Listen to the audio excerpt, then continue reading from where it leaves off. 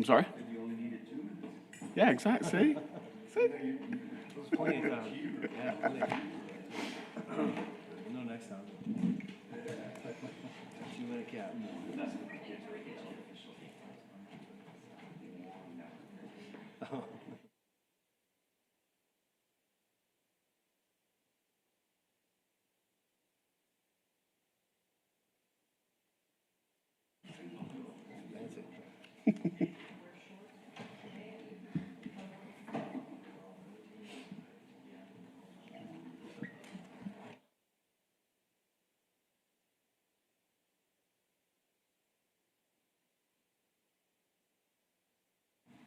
Good morning, everyone.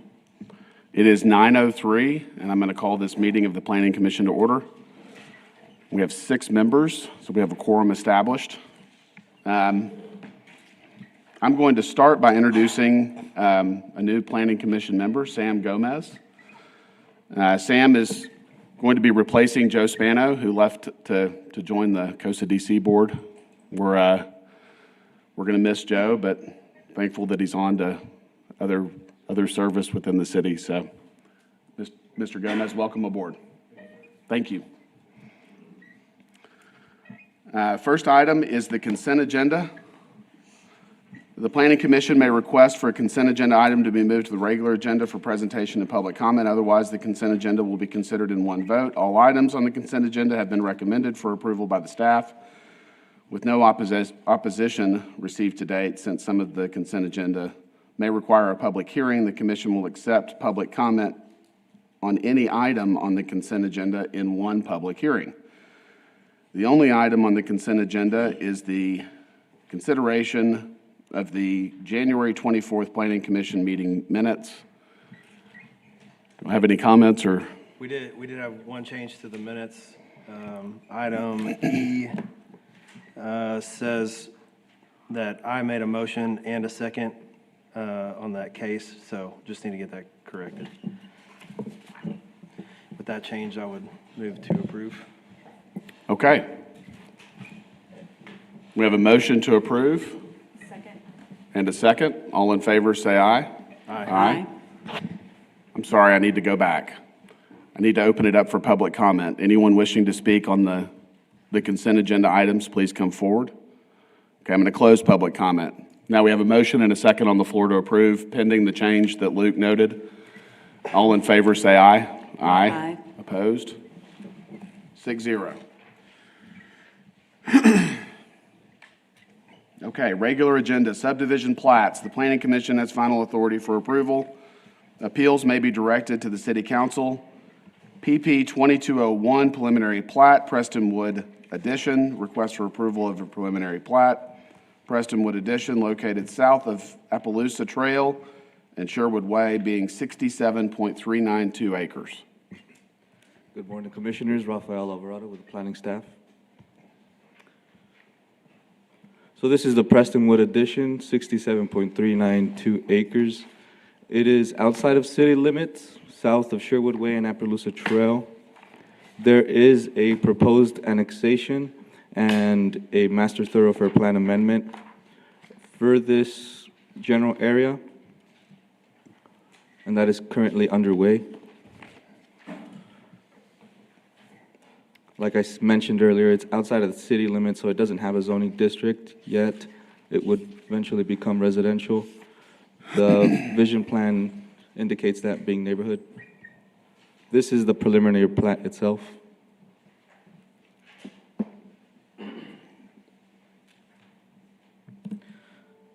And staff concluded an analysis and found that this preliminary plat is in accordance with the purpose statement found in Chapter 2 of the Subdivision Ordinance. Thus, staff recommends approval of PP-2201, the Prestonwood Addition being 67.392 acres, subject to 2 conditions of approval. The first is the approval of this preliminary plat, lot sizes and roadway configurations is subject to approval of the requested annexation for this land and concurrent master thoroughfare plan amendment, which relates to minor collectors Appaloosa Trail and Pinion Ridge Drive. The second condition is prior to final signatures, a preliminary drainage study shall be submitted. Do the commissioners have any questions for staff? Any questions for the staff? Thank you, Raphael.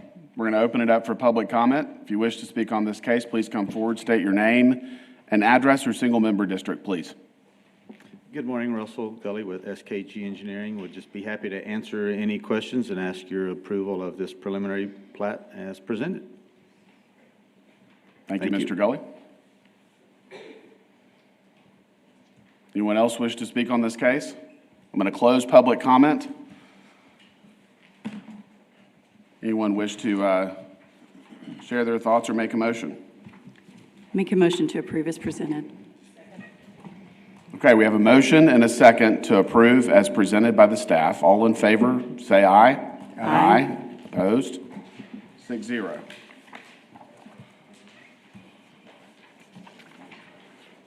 PP 2202, revised preliminary plat, Fairway Downs. Request for approval of a revised preliminary plat, Fairway Downs being 76.55 acres located southeast the intersection of Country Club and South Ratliff Roads.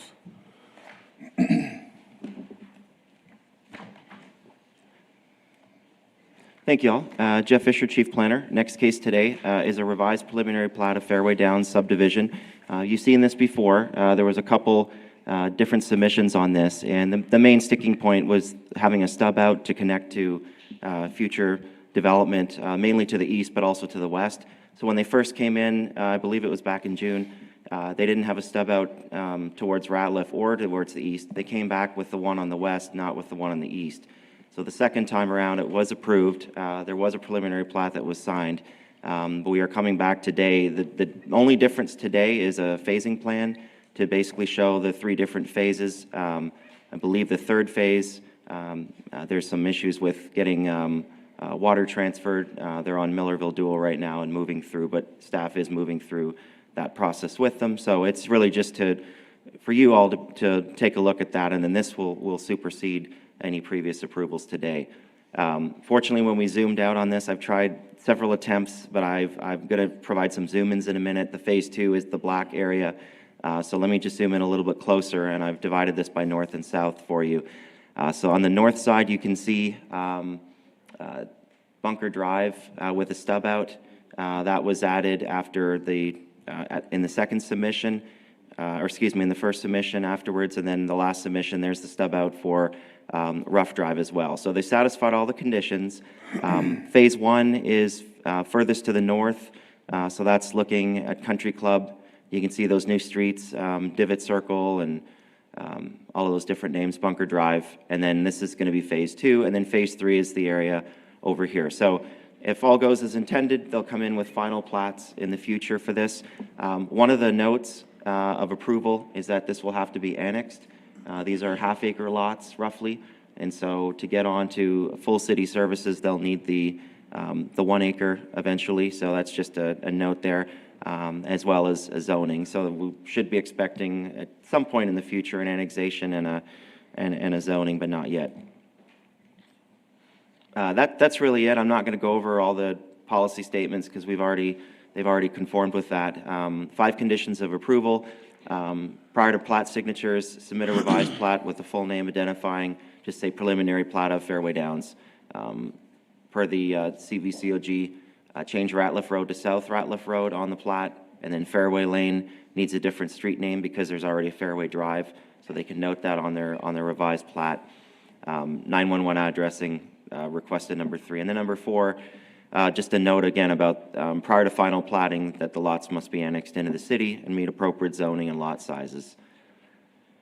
And then preliminary drainage study as well. In addition, comprehensive plan amendment and zoning will be required to bring that into the city to allow a future development. Any questions or comments? This one's pretty straightforward. So Jeff, today we are just doing the revised preliminary plat. We're not doing the annexation. Is that correct? That's right. Okay, thank you. Or the zoning. Or the zoning. Correct. Okay. Anyone else have questions for the staff? Has the preliminary plat changed since we approved it? The only change I understand is that they've shown a phasing plan of 1, 2, and 3 in those different colors and patterns. Okay, But generally, the lot sizes have stayed identical, and the stub outs have been addressed and satisfied. great. All right, anyone else have questions for the staff? Excuse me. I'm going to open it up for public comment.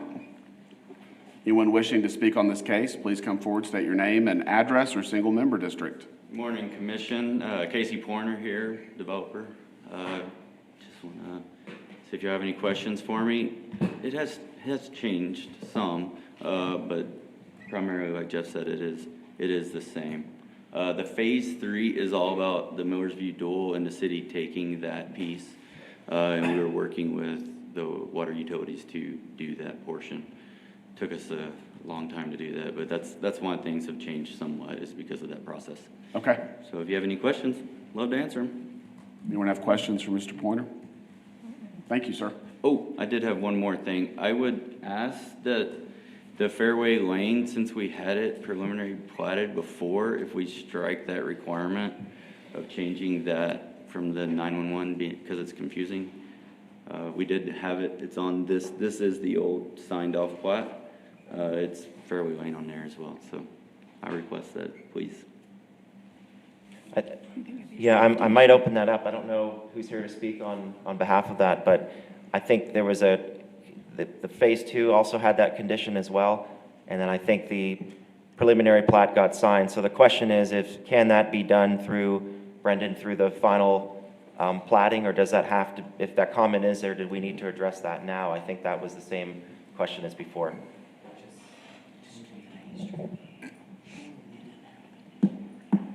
In other words, if it's just a preliminary plat as a blueprint, can they, as long as they fix the final plat, but I'd like to get our... If I may, it doesn't have to necessarily be done on this phase. Typically, they don't have to name the streets as they may change.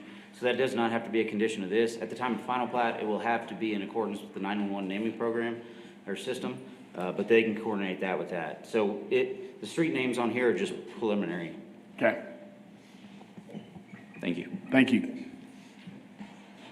Anyone else wish to speak on this case?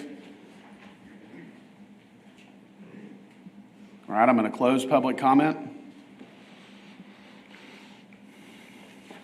Anyone wish to make a motion or So share their thoughts? before we do that, can we, I think, maybe prudent to take, it would be 3 conditions of approval. We move number 3 to a note, and we just say prior to final platting, per city 911 addressing, change Fairway Lane to a different street name. Is everyone comfortable with that?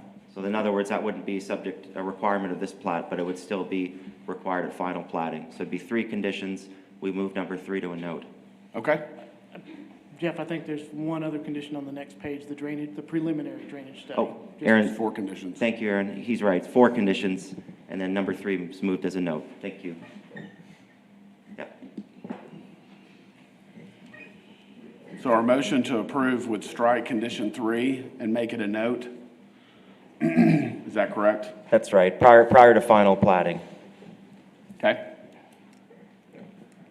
Move to approve as stated by Jeff, moving condition number 3 to a note. Second. Okay, we have a motion and a second to approve as presented by the staff, moving condition 3 to notes. All in favor, say aye.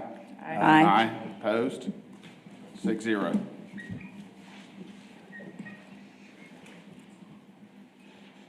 RP 2207, replat of Tract 2, Section 2, TJAC addition. Request for approval of a replat of Tract A2, Section 2, TJAC AK addition, being 1.01 acres southwest of South Bryant Boulevard and West Avenue N, and approval of a variance from Chapter 103A2 to maintain 52-foot wide pavement width for West Avenue N.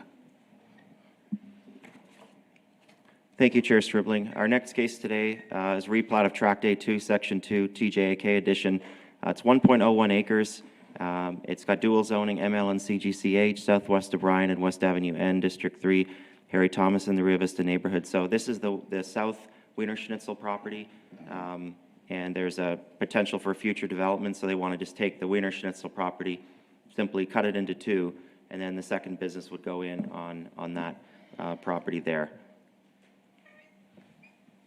So replat of one lot into two, and then as part of that, because that lot flags up, goes all the way up 30 feet wide, it flags to West Avenue N, variance is requested to maintain 52 feet of paving for West Avenue N for that 30-foot flag area in lieu of 64 feet.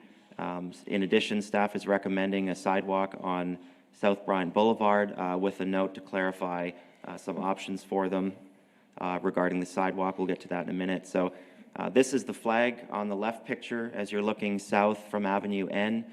So it kind of goes deep into there. That's the wrong pictures.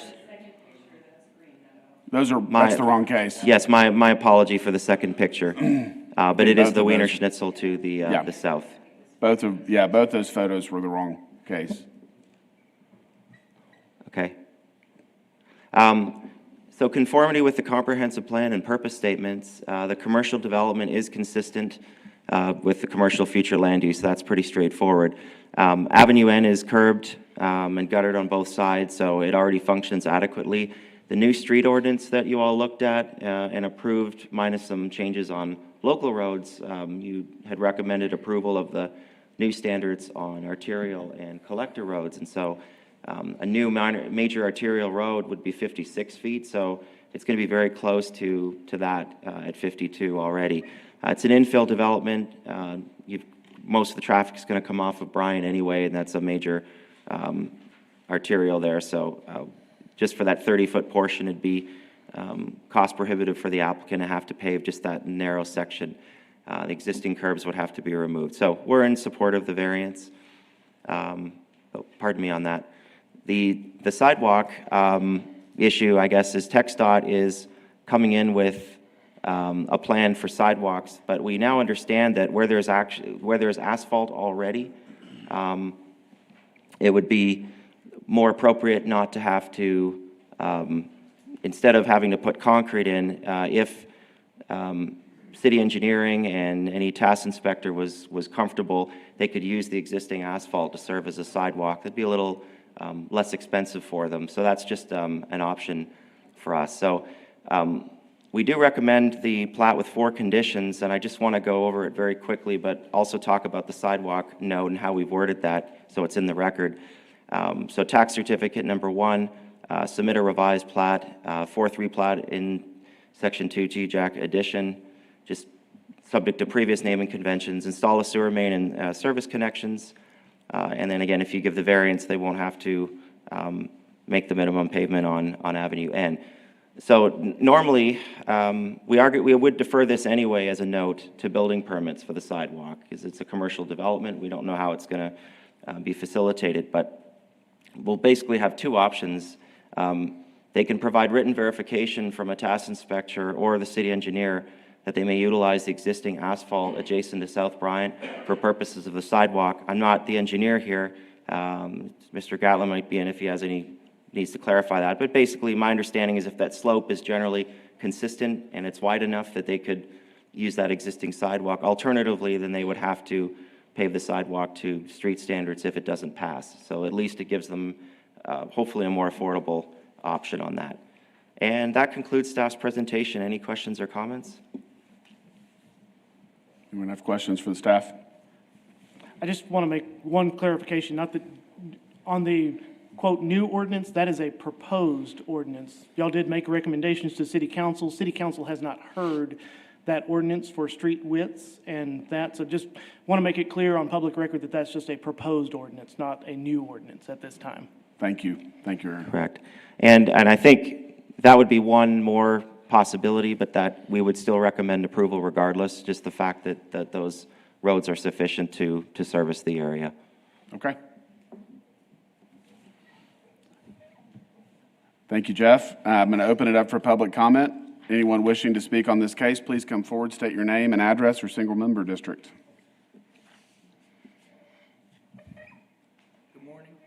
My name is Carson Stevens. I'm with Carter Finchers Engineering for any questions, comments, or concerns. Anyone have questions? Thank you, sir. And Carson, I did talk to Erica last week, and she said she was comfortable. Has that changed at all? Are y'all still comfortable with that condition on the sidewalk? Yes, sir, we are. Okay, great. Thank you. All right, anyone else wish to speak on this case? I'm going to close public comment. Anyone wish to make a motion? Make a motion to approve with a variance. Okay, we have a motion and a second to approve the staff's recommendations, including the variance.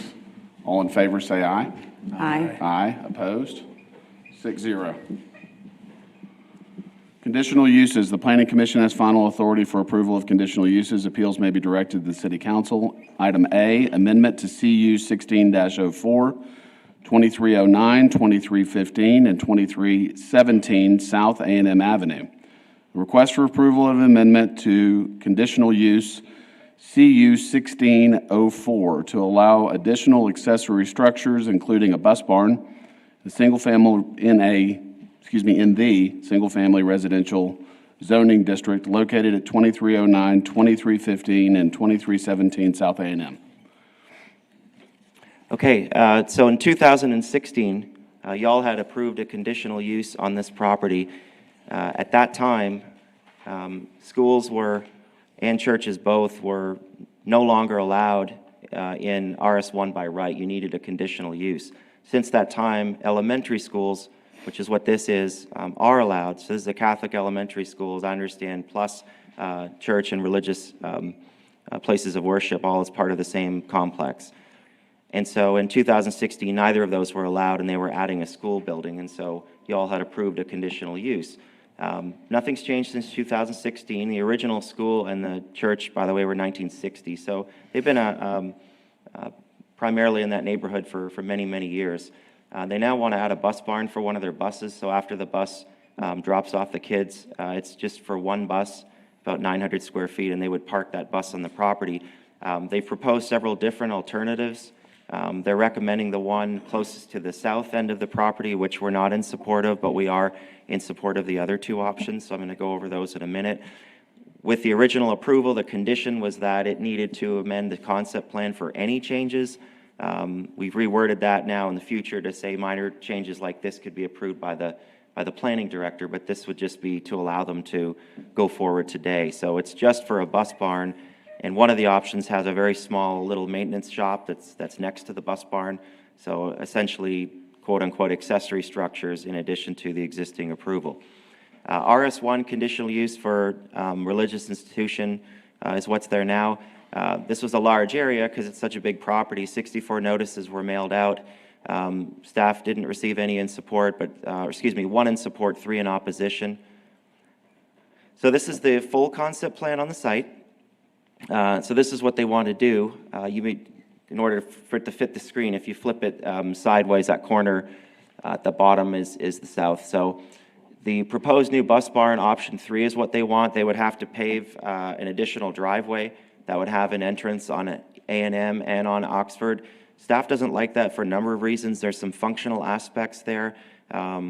Oxford being a local road, it's very close to homes, and even though it's one bus, secondly, you're going to see it more from that location. And so just having everything set back like the rest of the building. So 1 and 2 seems like a better option. So here's 1. 1 would have the bus barn as well as the portable building next to it, just for maintenance and storage. It's surrounded by trees. It's very hard to see from A&M.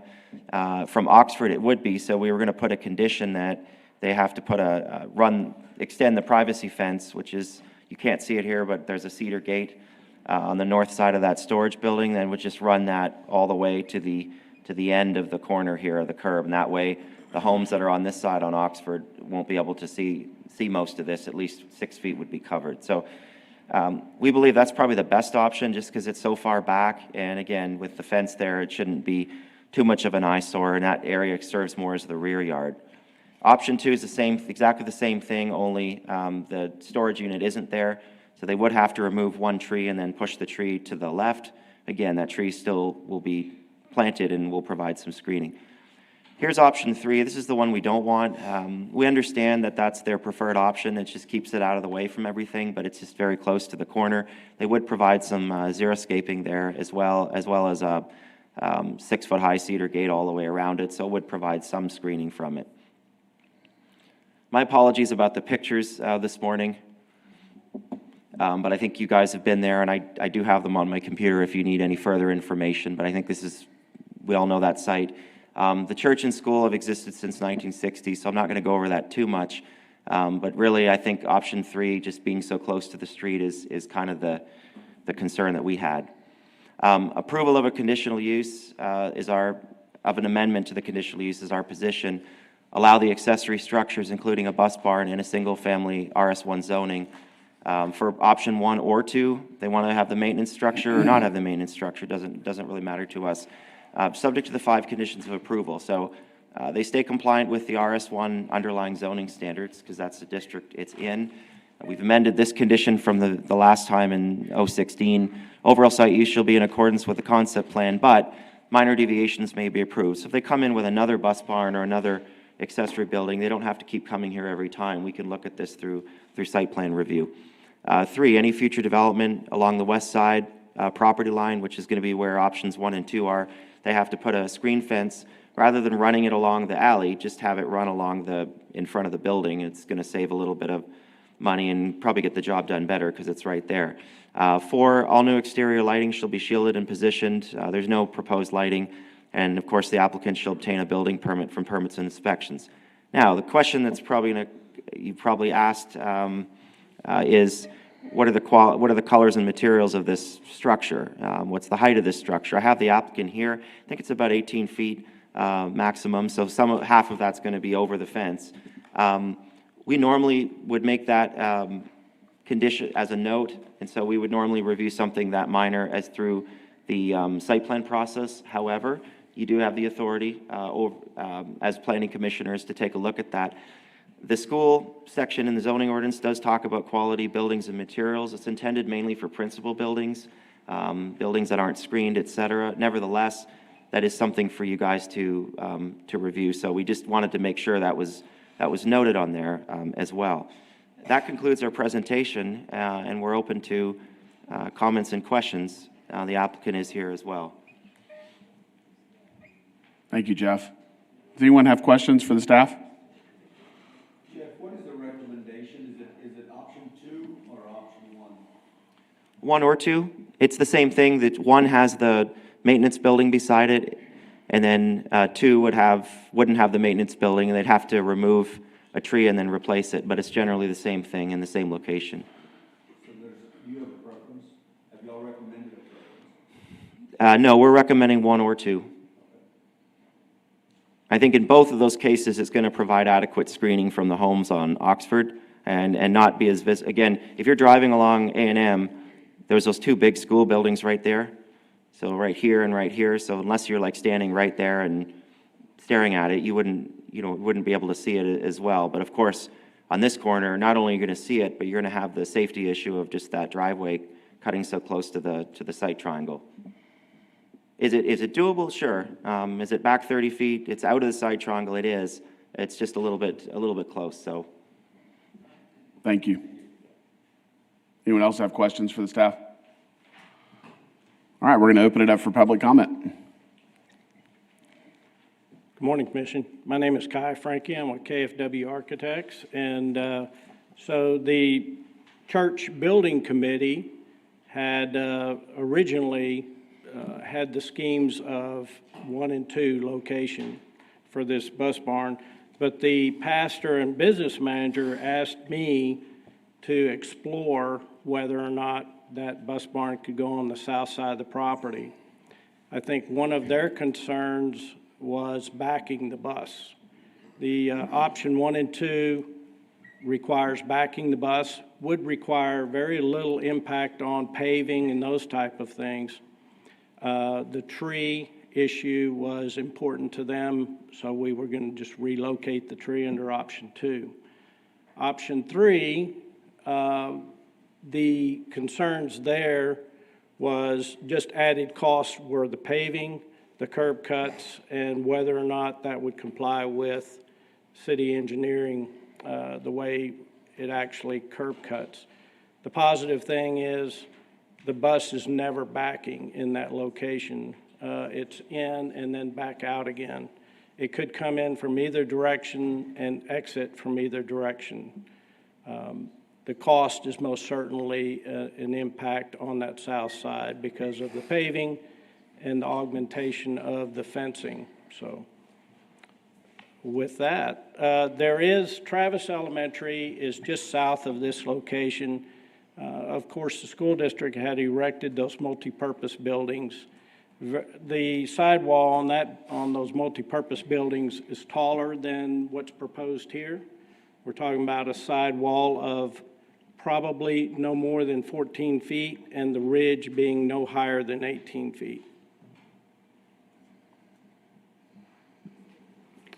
As far as colors go, if it's a metal structure, most certainly it would blend in with the sandstone building colors that are adjacent to there.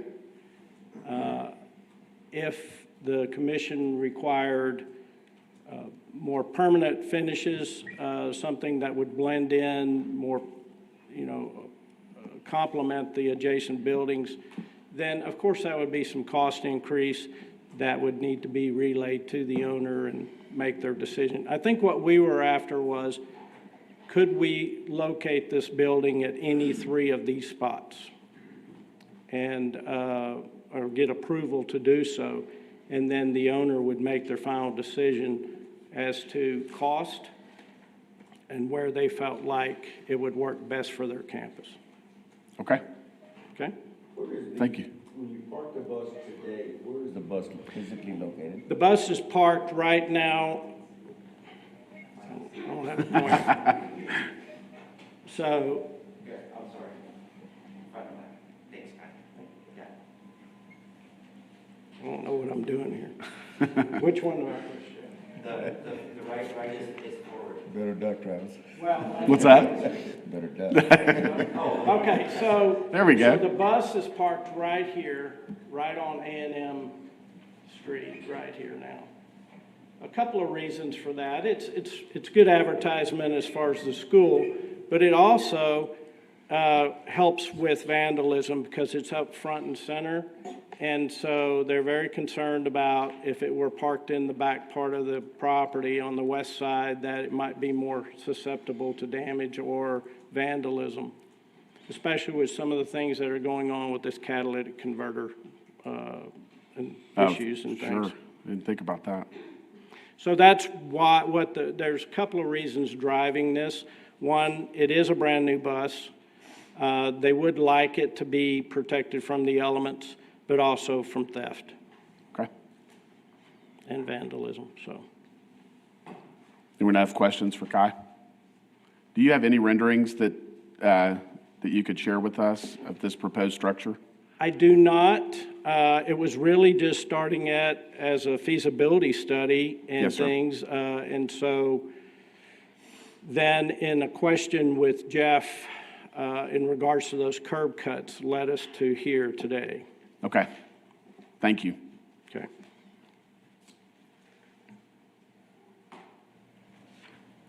All right, anyone else wish to speak on this case? Okay, I'm going to close public comment and open it up for discussion among the commission members. I think I can understand and agree with the staff in terms of the location.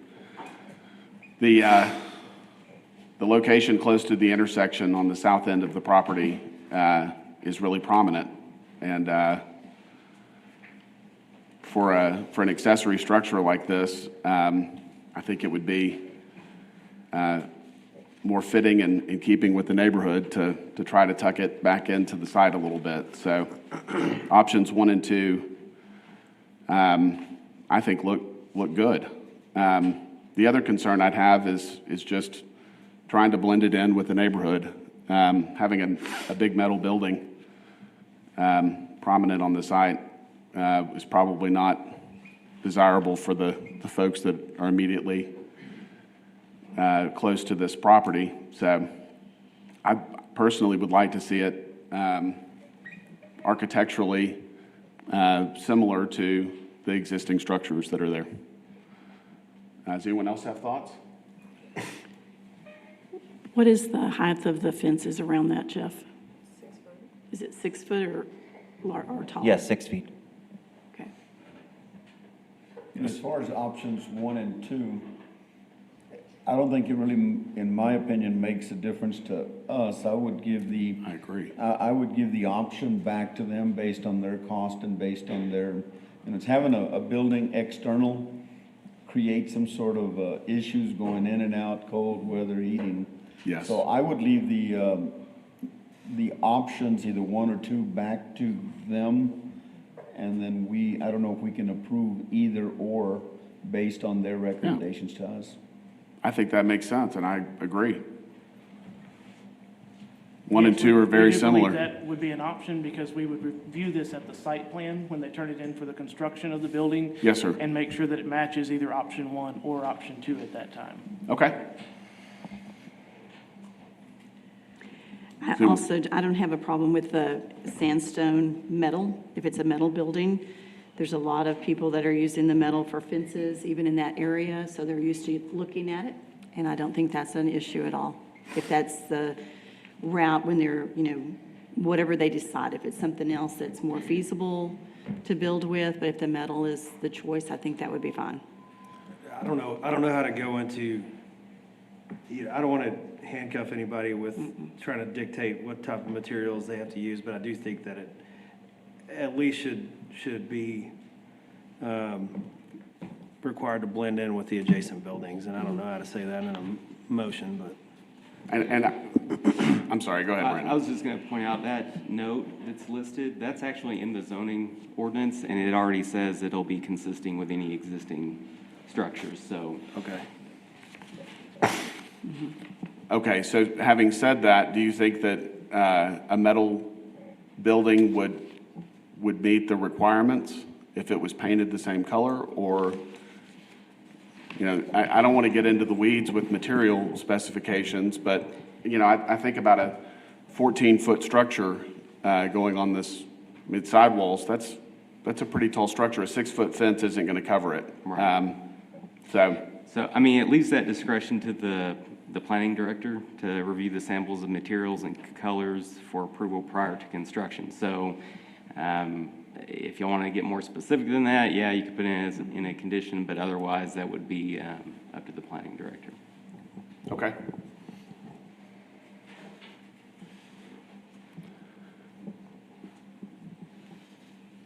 Anyone else have thoughts they'd like to share? Sam, you got any thoughts? I got one thought. I'm Okay. not sure if it's a great idea, but being that it's commercial, I think it'd be a great idea to do the fence maybe half stone, half aluminum. That might blend in more being it's a commercial building. Okay. They've already got, do they have a fence in that area, or no? Yeah, it's cedar all the way Yes, cedar around. fence, I think, is already there. Are you referring to the fence or the sidewall of the building? The fence. The fence.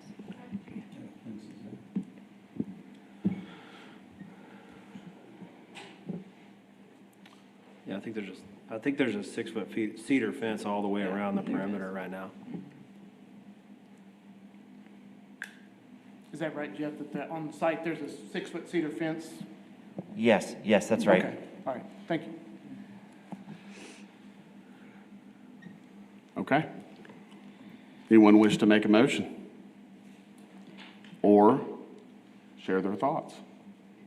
I'll make a motion to approve the plan as outlined using either option 1 or option 2 at the discretion of the requesters, and then just to ensure that, it does match the appropriate color scheme.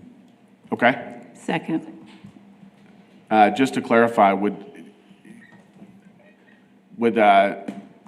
in terms of matching, would you allow a metal-sided building to be constructed, or would you like to see materials that are on the I would existing allow buildings. A metal building, and then if the builders again want to use some additional material, leave it up to them. But a metal building, you see them all over the place now, Okay. and they're looking pretty good. Okay, so we have a motion and a second on the floor to approve as presented,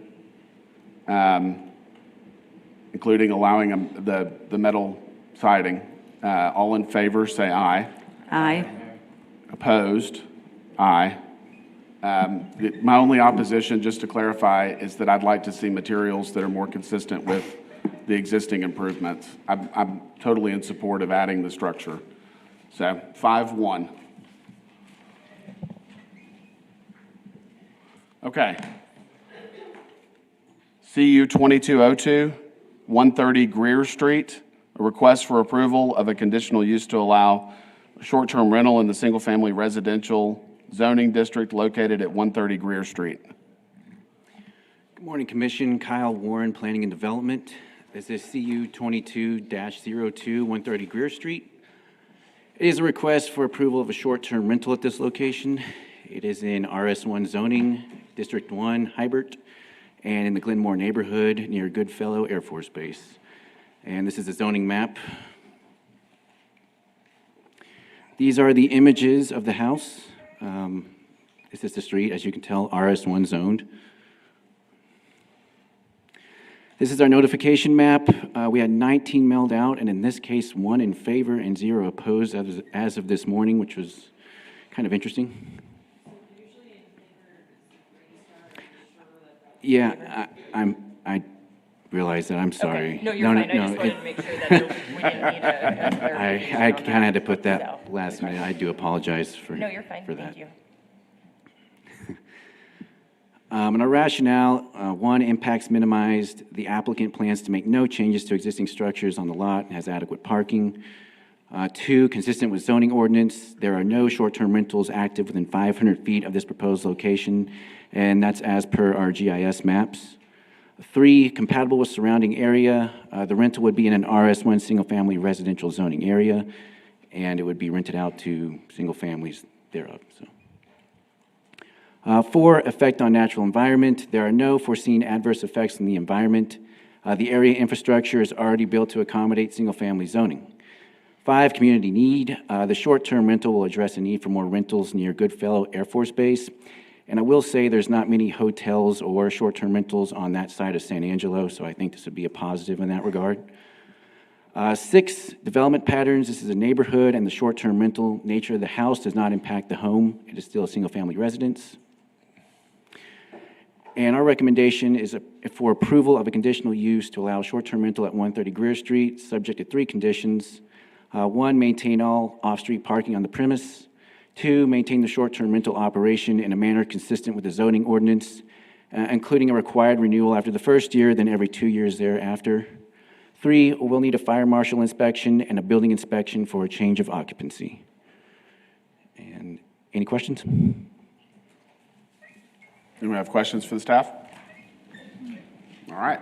We're going to open it up for public comment. Anyone wishing to speak on this case, please come forward, state your name and address or single-member district. All right, we're going to close public comment. Move to approve as presented. Second. Okay, we have a motion and a second to approve as presented by the staff. All in favor, say aye. Aye. Aye. Opposed? 6-0. All right. CU 2203, 3029 West Beauregard Avenue. The request for approval of a conditional use to allow a telecommunication facility with tower and related equipment in the neighborhood commercial zoning district located at 3029 West Beauregard Avenue. Thank you, Commissioners. Jeff Fisher again, Chief Planner. The next case today, this is for a new telecommunication tower at this address. Just for proximity, HEB is just over here. And so this is Avenue N and College Hills and Beauregard. This is in District 5, our new council member, Karen Hesse-Smith, in the Santa Rita neighborhood. Zoning is CN.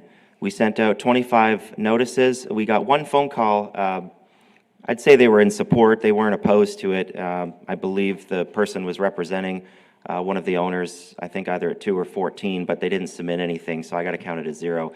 We did get one late letter in on yesterday in opposition from this owner at number 10 here, so that's where we're at. Here's a full concept plan to explain. So back late last year, the applicant had, permits had flagged a telecommunication tower about 58 feet that was put on the property.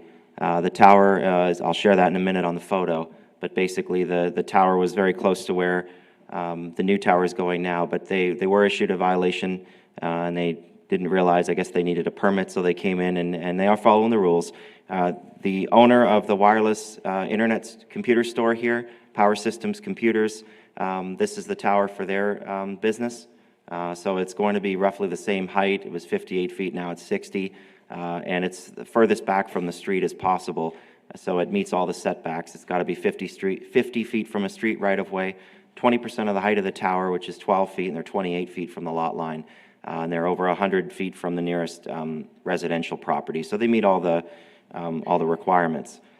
This is the example of the tower. It's going to be co-locatable, which is important to us. We don't want to just approve these like candy and allow proliferation of these. If one tower can have multiple providers like Verizon and AT&T, which is what this tower will be able to do, then we're in support of it.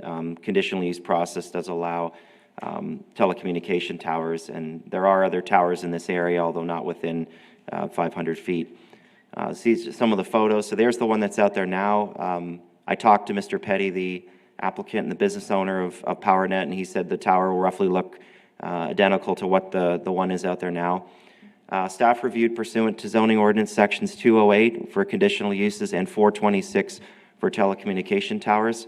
The property is located in the CN district, which allows a variety of commercial uses already. It's located furthest away from the street. It complies with all setbacks. And again, it's a very incremental height difference from the current tower to the new tower. So staff recommends approval of CU 2203 for a telecommunication facility tower and related equipment, subject to 5 conditions. No more than 1 telecommunication tower is allowed on the site. These are fairly standard conditions we've done before. Towers shall not exceed a height of 60 feet. That matters because if they came in and wanted to do 120 feet, first of all, we would have said no. As you go further back, there is a residential neighborhood, but we feel at 60 feet it's appropriate to serve the intended purpose as long as they don't go any taller than that. And then also they wouldn't be able to meet the setbacks if they went taller. The proposed telecommunication facility shall comply with 426 of the ordinance. Petitioner shall provide final latitude and longitudinal coordinates. Shall be co-locatable, which can support a minimum of 2 antenna arrays from 2 separate wireless communication system providers. And exterior lighting shall be shielded. I think that may not have been in there, so cross off that last sentence. And the applicant shall provide the planning director and airport director with a signed approval from the Federal Aviation Administration, FAA, if necessary. Airport hadn't responded to us. We could follow up before permitting, but generally speaking, they're nowhere near the flight path of the airport, so it should be fine. Any questions or comments on this one? Any questions for the staff? All right. Thank you, Mr. Fisher. I open it up for public comment. Again, if you're wishing to speak, please state your name and address or single member district.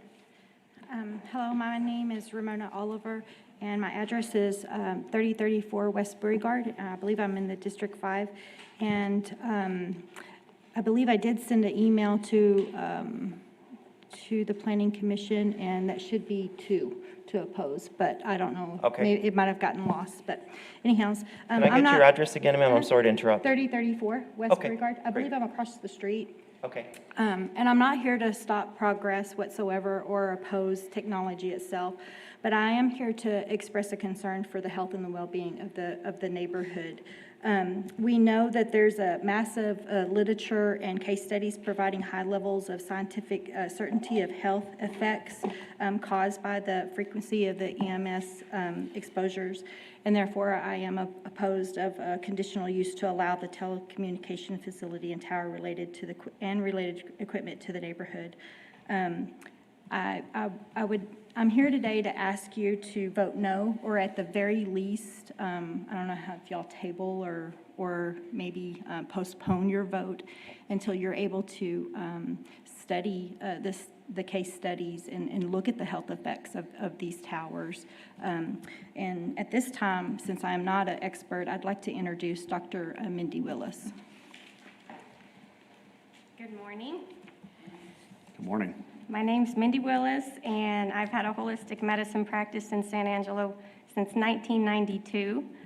To briefly establish credibility, I have a Bachelor of Science in Anatomy, a degree as a Doctor of Chiropractic.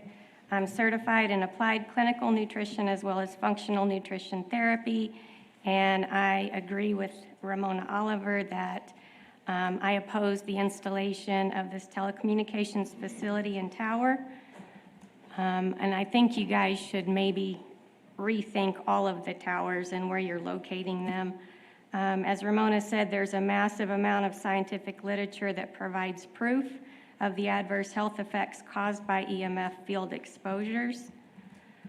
These health effects have been well researched and documented since at least 1972, yet no federal agency provides any regulatory guidelines. So it's therefore left to local governments and planning commissions like this one to stand in the gap in protecting their communities. For documentation, I have here a summary of verifiable health effects. And this was compiled by Dr. Martin Paul, PhD, Professor Emeritus of Biochemistry at Washington State University. Dr. Paul presented this information to the NIH in 2018, and you can find his entire speech online. He gave detailed warnings regarding the health effects of 3 and 4G radiation, and he explained how 5G was being rolled out without even a single biological test to prove its safety.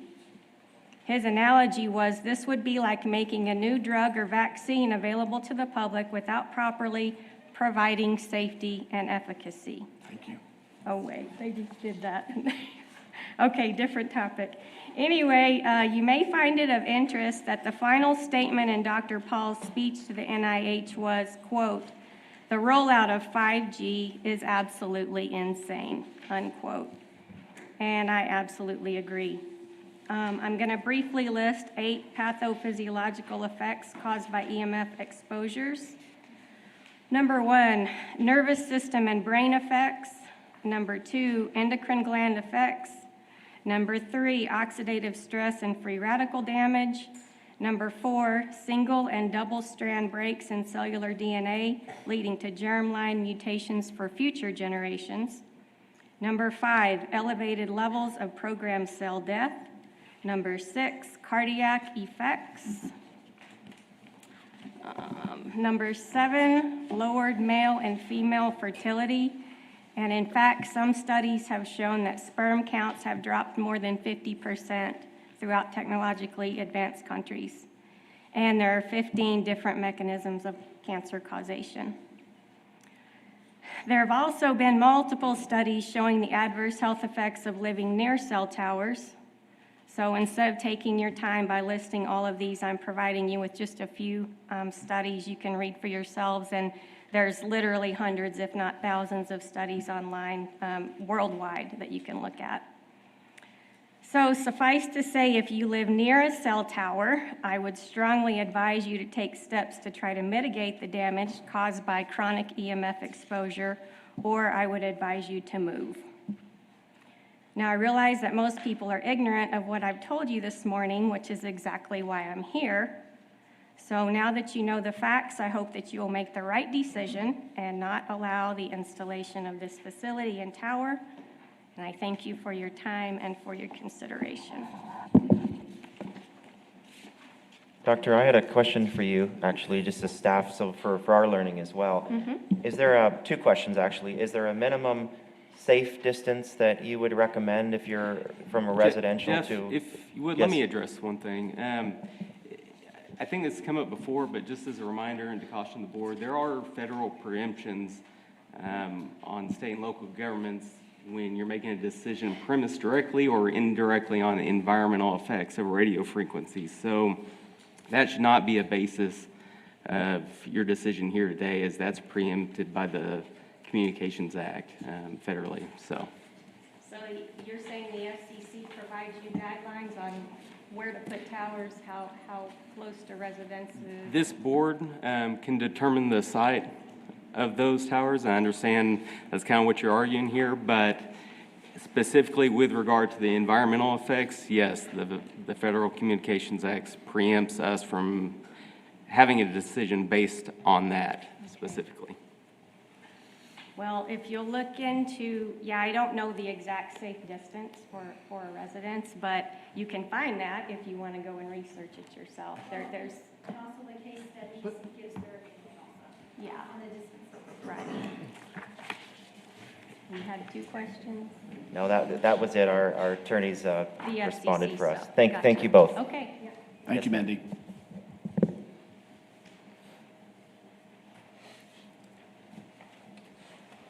Good morning, Commission. I represent PowerNet Wireless at 3029 West Beauregard.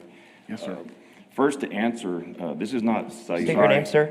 Could you please state your name? Yes. Michael Strain, I'm sorry. Thank you. It's not cellular, it's not 3G, 4G, 5G. The G in those technologies, references to generation, not the gigahertz of bandwidth that they're talking about. So everything that was said there has really nothing to do with what's on this tower.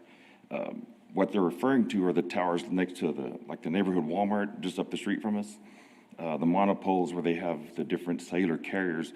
We're not doing that. We're simply taking a data stream from our office and sending it to 4 towers outside of the city limits that are producing broadcasts for network connections. So we're not wide broadcast. We're just simply repeating a signal from our office and sending it out of town. Everything we have on the tower is FCC approved, and we have licenses for all of that. We went through all of the requirements they had and met everything, and we have, all of that for 10 years at this location. So, any questions about what we're doing or how we're doing it, or? I don't think so. I mean, at 35 feet, which is approved, we can do the same thing. We would just lose a Grape Creek site and then a site in Cristoval. So the difference between the 35-foot, which is allowed, and the 60-foot we're requesting, it just gives us the ability to get to those other 2 sites. So as far as, the equipment we have, we need to keep that to keep the business running. So. Thank you, sir. Yes, sir. Anyone else wish to speak on this case? All right, I'm going to close public comment. Anyone have thoughts they'd like to share or wish to make a motion? I'll make a motion to approve as presented, understanding, the comments made, but as stated, that is not something for us to bring into this forum. So I'll make a motion to approve. Did multiple of these with Verizon. Yes, sir. And feel pretty good about it. Second. Okay, we have a motion and a second to approve as presented by the staff. All in favor say aye. Aye. Aye. Opposed? 6-0. CU 2204, 224 West Avenue B, a request for approval of conditional use to allow short-term rental in the 2-family zoning district located at 224 West Avenue B, being .14 acres. This is CU 22-04, located at 224 West Avenue B, 0.138 acres. It is District 3 in the Fort Concho neighborhood. These are the vision and zoning maps for the property. It is zoned RS2, 2-family residential, and the downtown vision plan. So 21 letters of notice were mailed out to the property owners within 200 feet of the subject property. One letter, or rather email, was received in opposition at property 14 The neighbors directly to the east of the subject property. These are images of the site. Looking east and west along the street. Ignore the title at the top. And so staff concluded an analysis based on the 6 criteria found in the Code of Ordinances. We found that this is a good site. It is within distance of the downtown San Angelo. There are no other short-term rentals within 500 feet of this site. And there won't be any adverse effects to the site or to surrounding areas with the approval of this short-term rental. And thus, staff recommends approval of CU 22-04 at 224 West Avenue B, subject to 3 conditions of approval. The first condition is that the owner shall maintain all off-street parking on the premises in a manner consistent with Section 406. Actually, that's number 3 on their list there. Number 1 on the list is the owner shall maintain the short-term rental operation in a manner consistent with Section 406 of the zoning ordinance. And the last condition is that the property owner is required to have a fire marshal inspection and building inspection for a change of occupancy to ensure compliance with the requirements of the conditional use. All right. Raphael, I have a question. Yes, sir. Do you guys have a map of the locations of all of the short-term rentals that are approved? We can get that. I don't know if we have that made. We do have that on our GIS layer. It's not accessible to the public, but the planning division can provide it. Okay. It seems like we've approved other short-term rentals in this neighborhood and proximal to this site. I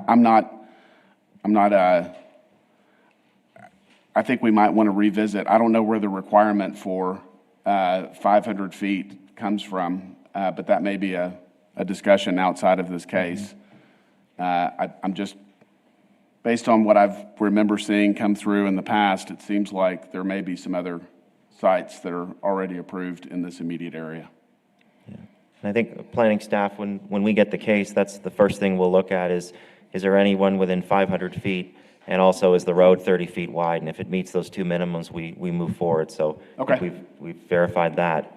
The bigger picture item, we could certainly discuss it. I know it's something council had approved when they passed that ordinance in 2014. Okay. But we can certainly discuss it. No problem. Okay. Thank you, sir. Thank you. Thank you, Raphael. Anyone else have questions for the staff? All right, we're going to open it up for public comment. Anyone wish to speak on this case, please come forward, state your name and address for single member district. All right, we're going to close public comment. Anyone wish to make a motion or share their thoughts? Make a motion to move forward as presented. Second. We have a motion and a second to approve as presented by the staff. All in favor say aye. Aye. Aye. Opposed? 6-0.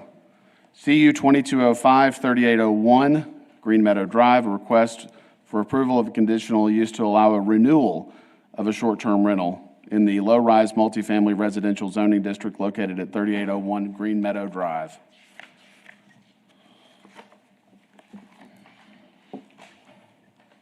Thank you, Commissioners. Our next case today, 3801 Green Meadow Drive, District 6, Larry Miller in the Bonham neighborhood. This is a renewal of a short-term rental that you all had approved back in, I believe, is 2020, 2021. So this, if you approve this one, this time it would be good for 2 years. This is for Miss Lori Padilla. The zoning on this property is RM1. It's a quadruplex, and basically you have the 4 lots here, and then they share a common wall with the other 3 adjacent to the west, southwest, and south. 22 notices were mailed out. We did receive 1 letter in support from the owner themselves. They have 2 required parking spots on the property. We make that distinction too because if you're counting up votes, obviously if the property owner generally would be in support versus, say, a neighbor. And let me actually correct that. Sorry, we did get a response from one of, and I believe it was a renter, either in 15 or 13 this morning. They didn't put their name, but when I checked the ownerships this morning before the meeting, her name didn't come up. So she was concerned about noise, and I guess staff's position is whether it's a long-term rental, more than 30 days or less than 30 days. I mean, they were built as fourplexes, so you can't help that you have a common wall, but we just wanted to put it in the record. It is one in support and one in opposition.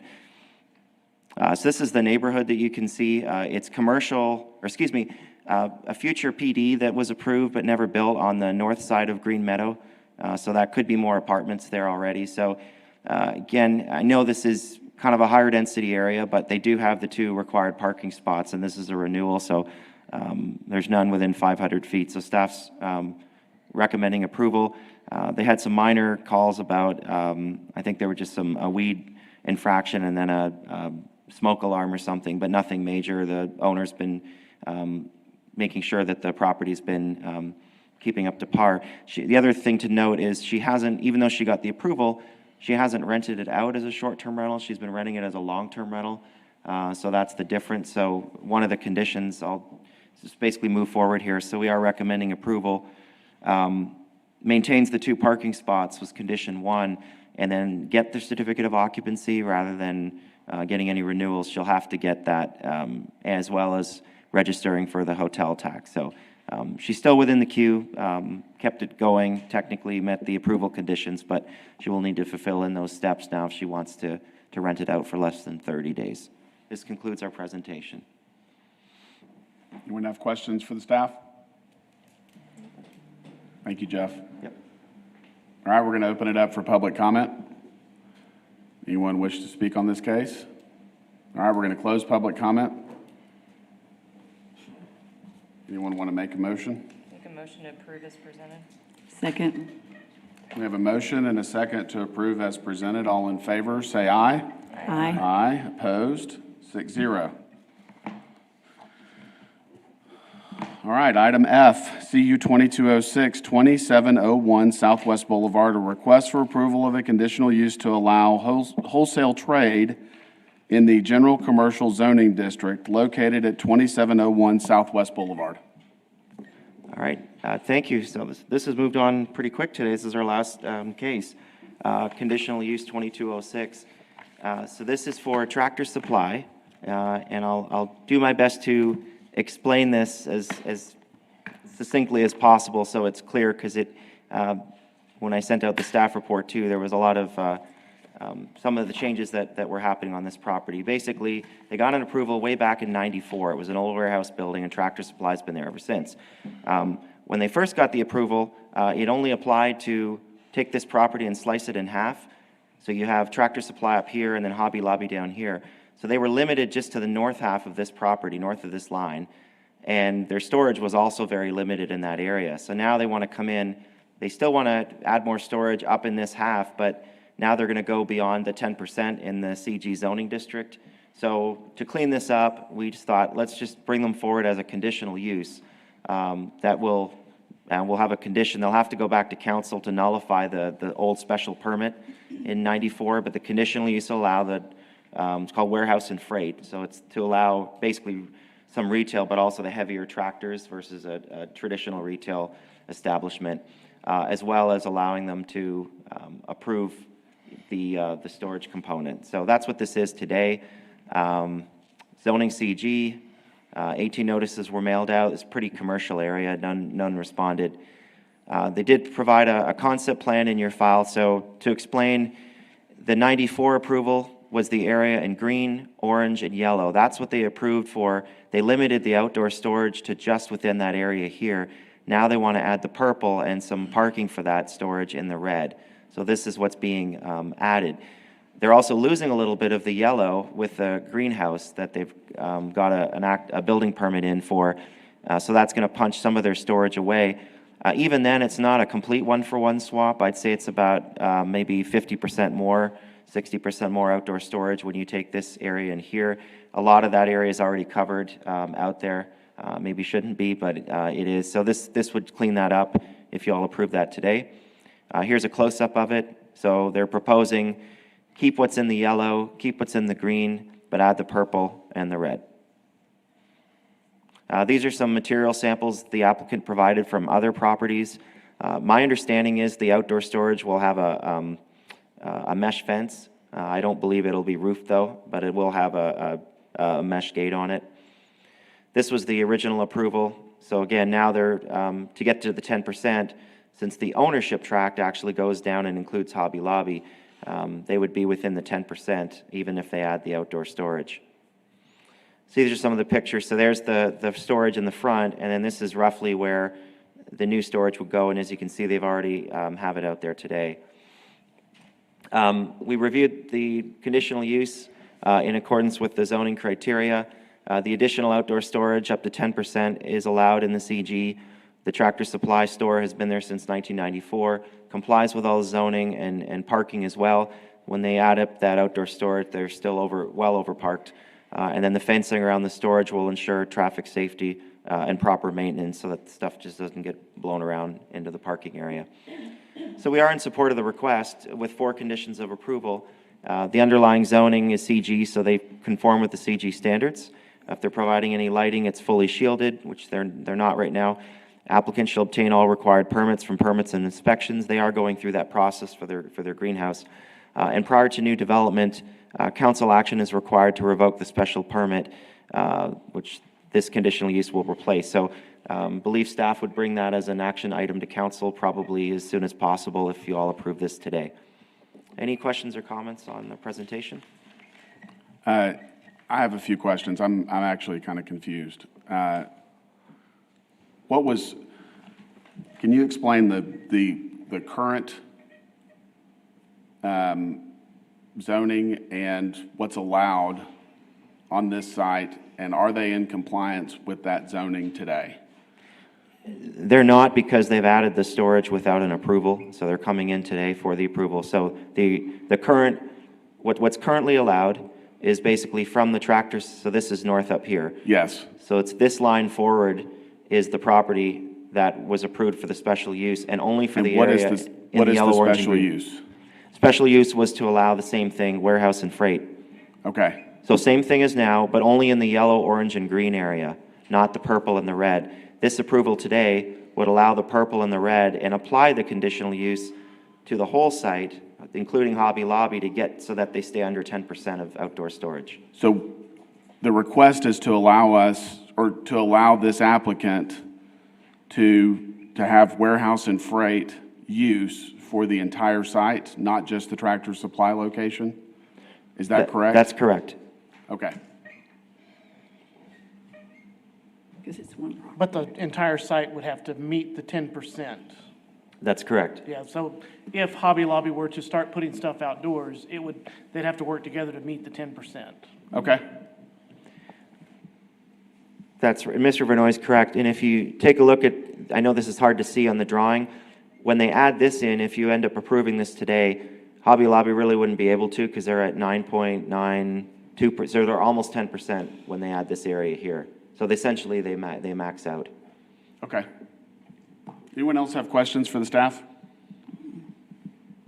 All right, we're going to open it up for public comment. Anyone wish to speak on this case, please come forward, state your name, single member district.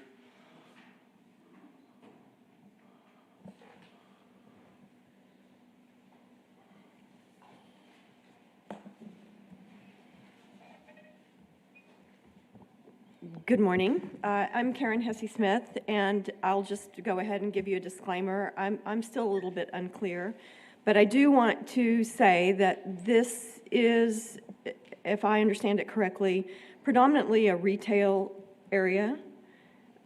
Yes? Yes, correct. Yes, ma'am. Yes. And it sounds silly, but adding more behind a simple mesh fence of things that are potentially flapping around, stacked in piles, doesn't seem consistent with the appearance of that part of town. There are better parts of town for them to perhaps allow that function? Do they not have a new commercial building up on the north side? They do. Is that correct? Yes, ma'am. Yes. So I think I'm just concerned with gradual erosion of what is existing in terms of appearance. That's it. Thank you.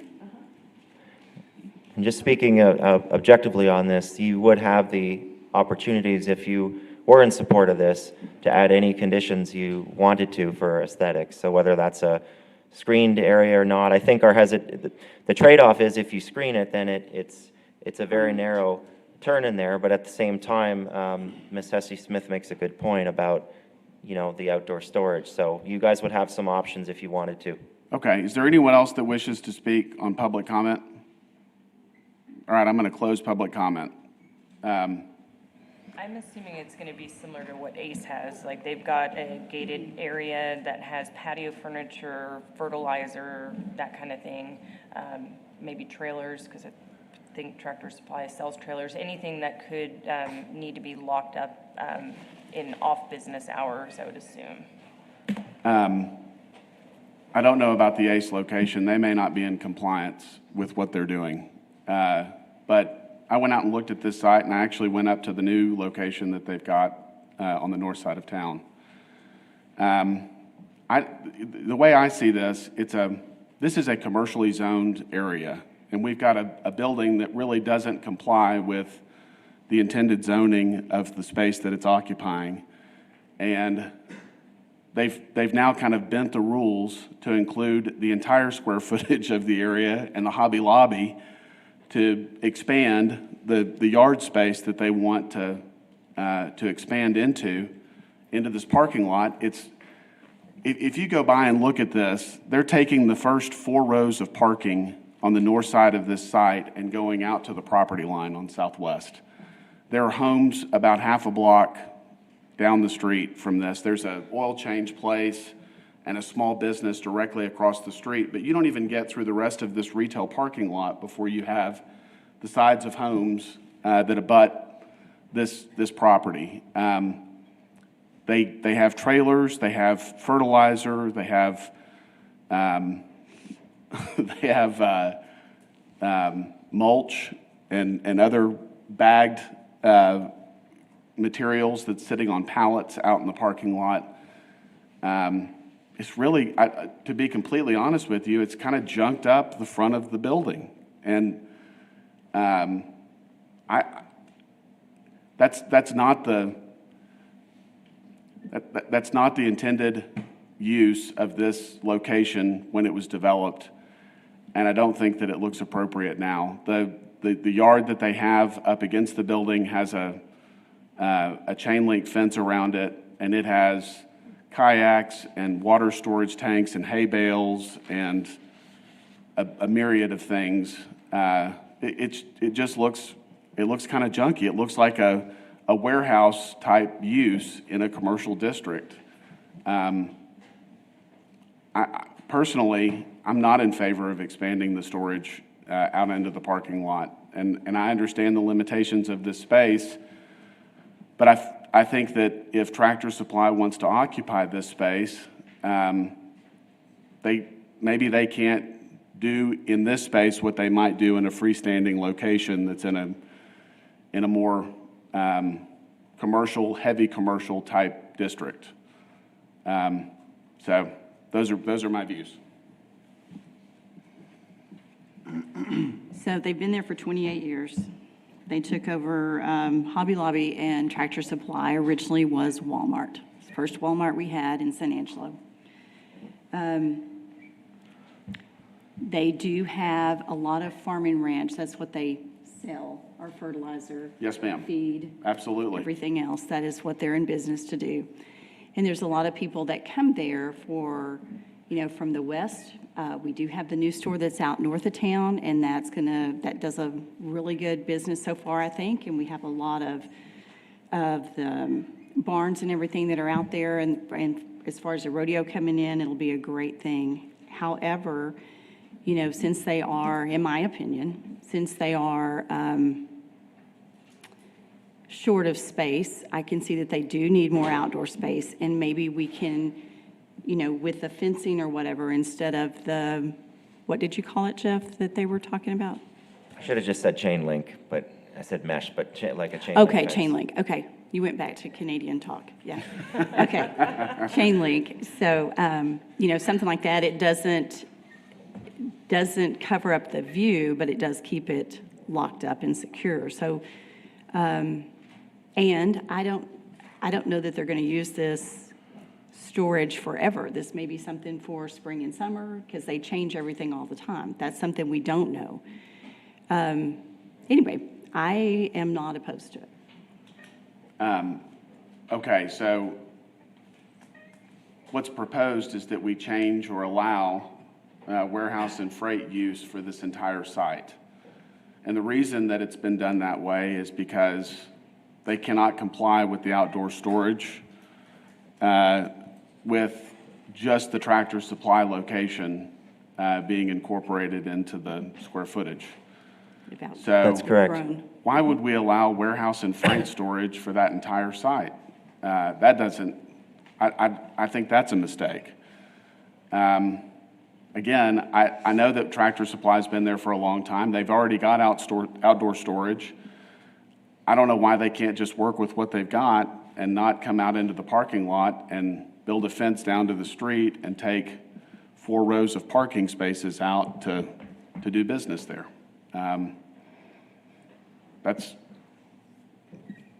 my personal opinion. So, Jeff, could you show some of your site pictures?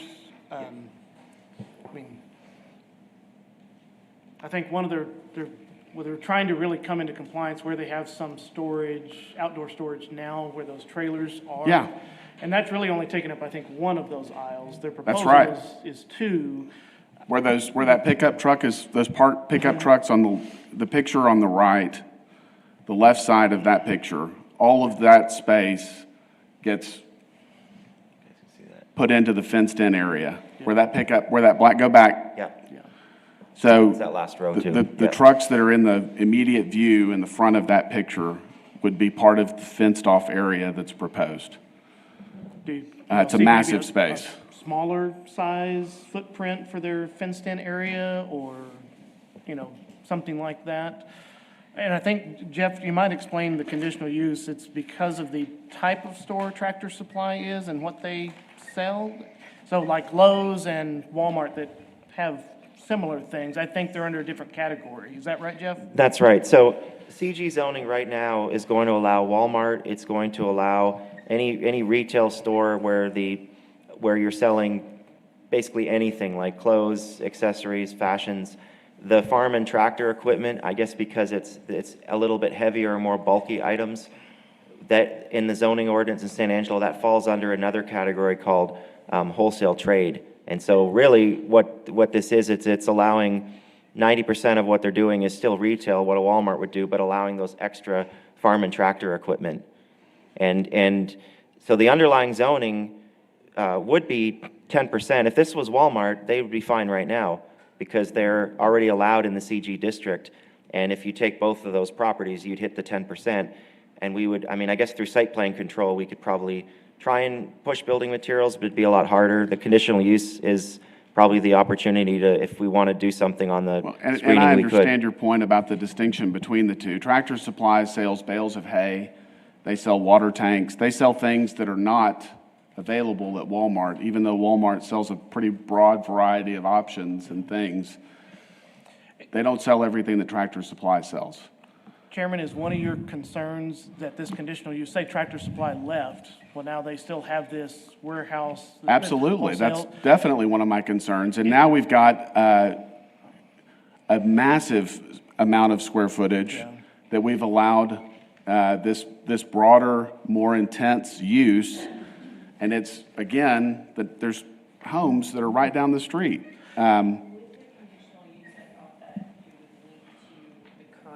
Ownership, not necessarily the property itself. Am I mistaken? I think all conditional runs with uses the go with land. the property unless there's a condition that it expires or is withdrawn if the business leaves. Is that That's- a condition? Because maybe that's what Yeah. I'm thinking, because That's right. Tractor Supply would relocate, I would assume that the conditional use allowing them that storage space would therefore. So another option, and we still have to deal with the screening and whether you think it's compatible or not, but under the zoning ordinance, sales of farm and ranch supplies and/or equipment is classified as wholesale trade. It doesn't include the whole category. So if you're concerned about other types of wholesale trade, like warehousing or some sort of distribution center, which in some ways generates less traffic, but then more traffic at times, you'd have the larger trucks coming in. But if you're worried about that, you could just say, I don't know if we could do that, Brendan, because we've advertised as wholesale trade, but if it's just a subsidiary of it, they could make the approval, I would think, for a subsidiary of that, because it's not asking for more than what was noticed. So it's just farm and ranch supply sales would be allowed for the conditional use. And the CG would still allow everything else anyway. That way you're not allowing everything in wholesale trade. I mean, I get where you're coming from, Travis, having maybe it does span a very large part of that parking lot. So maybe we can look at addressing the size of it, not having it go so deep.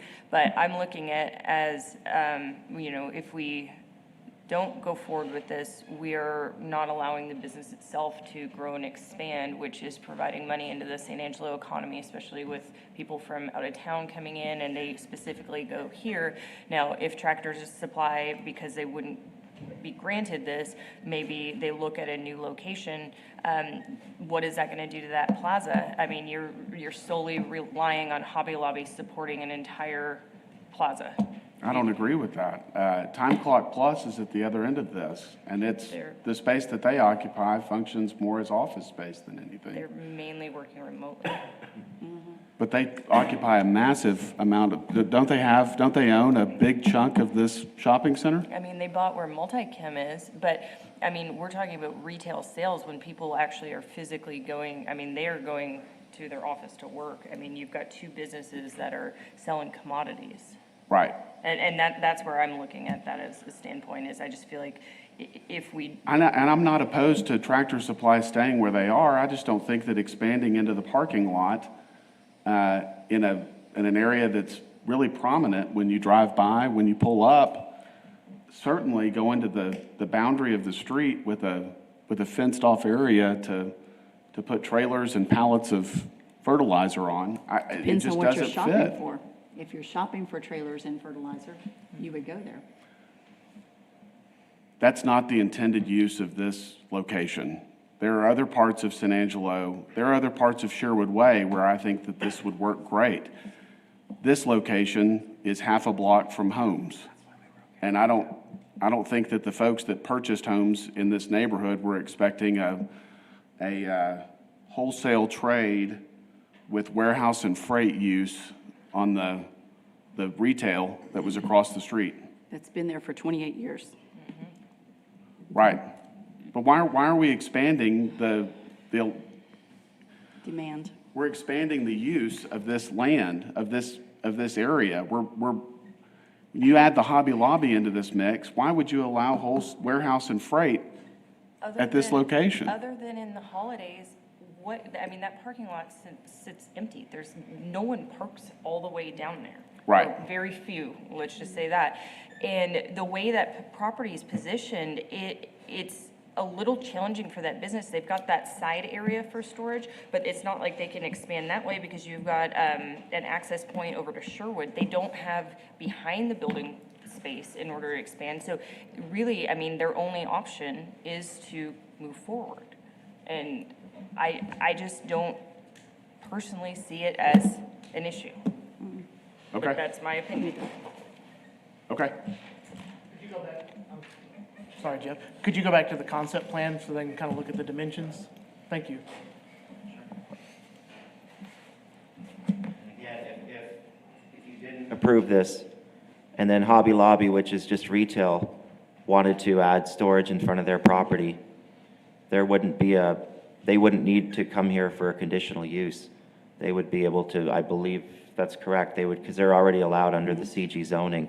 So if it's not up there, they could do the same thing on that property. That's not what you said earlier. You said that the Tractor Supply square footage was the only area that was allowed the special use It's one property, in isn't it? CG zoning. And now you've come to us and included the Hobby Lobby square footage in a request to allow this wholesale trade on the entire tract. Is It's that one- not accurate?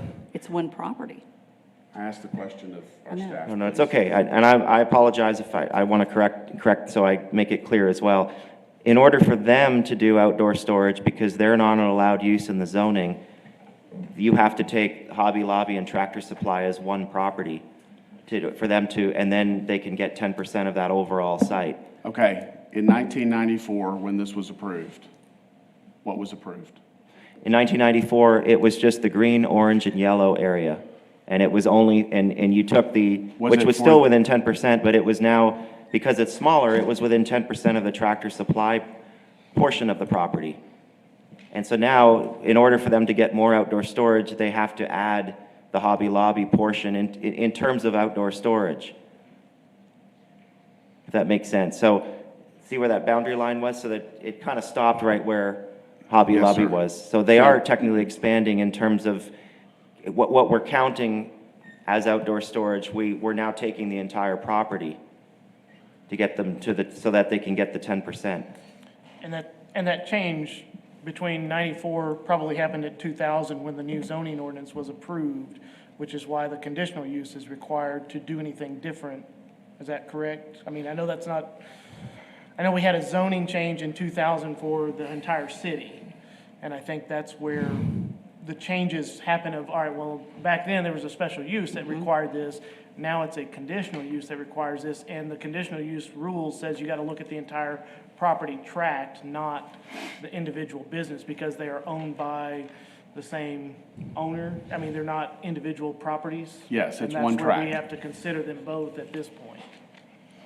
Yeah, I think Aaron's right. So if we did nothing, what's allowed? So if you did nothing, they wouldn't be able to add outdoor storage because they would exceed the 10. Sorry, they wouldn't be able to add more outdoor storage because they would be exceeding the 10%. Okay. Is that just of farm and ranch supplies, or is that of any type of merchandise? Just for farm and ranch supplies. So they could put. Well, no, sorry, for everything, but the original approval only applied to north of that line and for wholesale trade only. But if I'm understanding what you guys are saying, under CG, for the entirety of this complex, 10% of that square footage could be used for outdoor storage. Correct. Which would be far more than what they have now when you take the entirety of the location. Yes, the problem is right now wholesale trade is limited to the north half of the property. Because of the type of special products permit. that they sell. Yes. That's what the special permit allowed them to do. That's was right. Put the farm and ranch products out in addition to the other things that they would have been allowed to put in the parking lot. That's right. Okay. Yeah. So in other words, if you want to do more outdoor storage, you have to come here and get a conditional use so that we can apply the 10% to the entire property, remove the special permit, and now move that line all the way down. So they have to choose one or the other. They can stay with what they have right now, and they wouldn't need to come here. But if they want to get more outdoor storage for wholesale trade, it's got to apply to the whole property. Or they could just change what they have in the parking lot. Yes. Are they required to fence off what's in the parking lot? No, they're not. Okay. The only rule on outdoor storage in that area is they need to be 15 feet back from the street, which they're well within. beyond that. Well within. The screening measures are really up to y'all, and if, let's say they were just Walmart and they didn't need to come here at all, and they were putting in some outdoor storage, we could still require those things at site plan approval, but we'd have a harder time getting it because as of right now, screening of outdoor storage is not a requirement of the zoning ordinance in general. It's only can become a requirement of another process like a conditional use or a special use. Okay.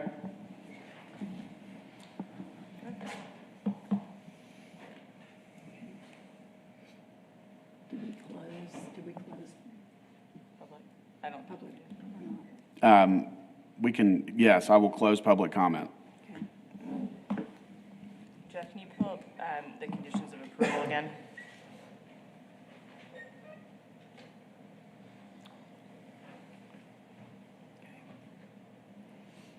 Okay. I'm going to motion to approve as presented. Second. Okay? Question? Fenced or non-fenced? I think the fence I think is it's required to probably. be fenced, according Not- to the, No. oh, is it not on? No. I thought that was part of your condition. No, that would be up to y'all if you wanted to add a screening requirement. I think that it should be up to the applicant, honestly. I mean, because again, like, they've got trailers out in the parking lot that are all chained together. Maybe they don't need a fence. And, I mean, site-wise, it would look better without a fence, but it's gonna depend on the applicant on what type of product they're gonna put out there.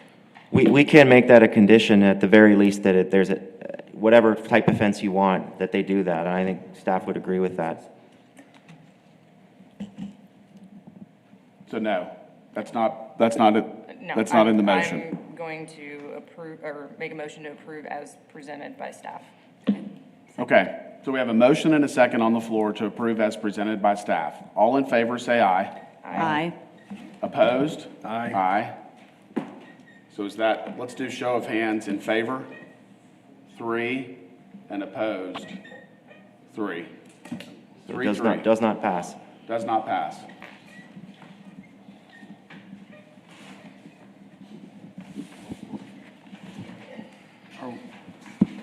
Are there any other motions that we're taking? Does anyone else wish to make a motion?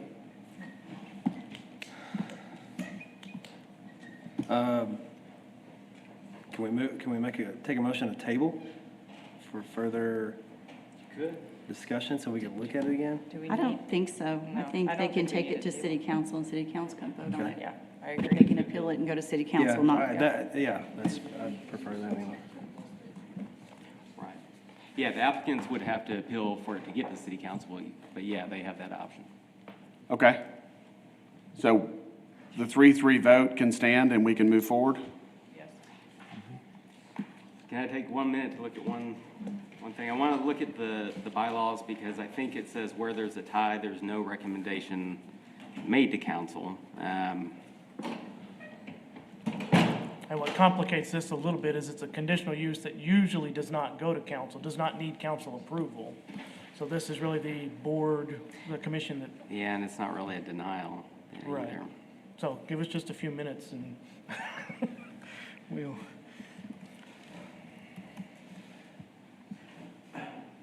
It is a tricky one. It's a challenging. It is. Yes.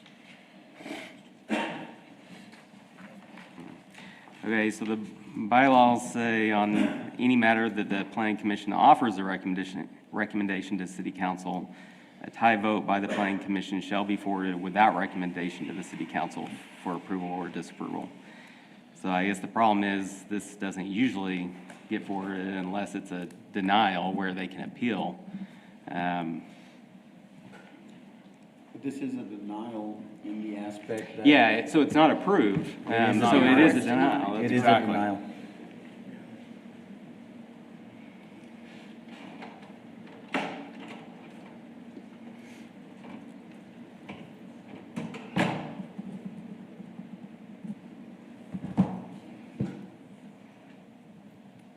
Yeah. So, I mean, I think the applicants could appeal it. I mean, if you can't come up with a motion one way or another, you can't, so that's what it is. Okay. So does it not automatically go then? No, they have to appeal it for it to go to council. Otherwise, it just, yeah, it didn't get approved, so. Okay. All So right. they will be notified, Jeff? Tractor Supply will be notified? Correct, yes. All right, director's report. Don't have a whole lot since John is out today. Sorry y'all get second best, but here I am. We do have a couple of things that will be coming forward. I know one that will be coming forward that we presented to Development Task Force 3 times, which is the commercial site plan process. And it's really just consolidating our site plan information throughout our zoning ordinance and some other ordinances that are out there and saying, all right, this is how the city does commercial site plans. It allows a site plan to be done before the building the building plans are done. And they get, I believe it's 18 months of getting to vest those rights. So if things change, they still get to say, okay, well, we did this site plan back at this date. Most cities do that to help commercial development move forward to understand what happens for the site. And Jeff, correct me if I'm wrong, but you're working on the historic overlay. Have y'all set any timeline for that? I don't know if that's coming to this board next month or if that's just a possible opportunity for some public meetings. Yes, we have a tentative date next Wednesday, March the 2nd. We'll be sending those mailing notices probably today. And just that's basically the Chadburn commercial project that will be coming forward. It's gone to DHRC for their blessing and City Council. They'll be coming back to you all for review. And some of those properties, not a lot, but some of them are already historically designated. So what that's going to do is a lot of that Chadburn corridor downtown from about 4th Street down to the Concha River they're going to need a historical approval before they make any exterior construction in the future. And if they already are in the downtown and in the historical is the stronger one. They'll just need the one application fee instead of having to do two, since we're reviewing the same thing. So that'll hopefully protect some of those buildings and the property values of those properties downtown. Okay. Yeah, it's creating a historic district in the downtown officially. And so that's our main goal, so. Okay. Other than that, if y'all have any suggestions about training, obviously you talked about short-term rental, that you might like to see something back on that. We'll try to see how many cases we have, if that's something appropriate to bring back in March, or if we need to move it to April to talk about, here's our map of where short-term rentals are. And as I was thinking that, you know, we talk about that 1-year renewal process, then there's a 2-year process, and I'm hoping things don't fall off the map just because a 2-year, they didn't renew, but they may still be in operation. So maybe there's some things we look internally of how do we communicate that to our applicants. Yeah, the only question I had about the ordinance was the 500-foot requirement. Yeah. And I didn't know if that was a product of the Planning Commission or if the City Council added that. We can research that, but I know it's codified in our ordinance, but we can research on where that came in So from. there was a research team that worked on the STR ordinance, and then all of that was brought to City Council, and they voted on it and tweaked it the way that they thought. Okay. Yeah, great. Thank you, Terry. So the only question I have is why would we have a 500-foot requirement? Why can't we have short-term rentals within 500 feet of each other? There's some areas that I think they would fit better than others. I'm sorry, go ahead. I was going to say, I sat on that board. So the thought was not to have an STR everywhere. Okay. So they would be scattered around the city. They couldn't be closer than 500 foot, just to have a little bit different variety instead of just one whole section or everybody. Concentration. Okay. Yeah, that was the thought I process. do think there might be a recommendation that we're looking at. We have to research it, of what about the central business district? Yeah. Right? If you're in building A on Chadburn, but someone at the end of the block wants to do a short-term rental, does that make more sense than a single-family residential area? But we need to do research on that, and we will probably bring something forward if we think, let's try to do something for certain areas, maybe not citywide. Okay. The next item is future meeting agenda and announcements. The next regular meeting of the Planning Commission is scheduled to begin at 9 a.m. on Monday, March 21st, 2022. Adjournment. Does anyone Make a motion wish to make a adjourn. motion? So moved. We have a motion and a second to adjourn. All in favor, say aye. Aye. Aye. Opposed? 6-0. It's 10:46. Thank you all. Thank you.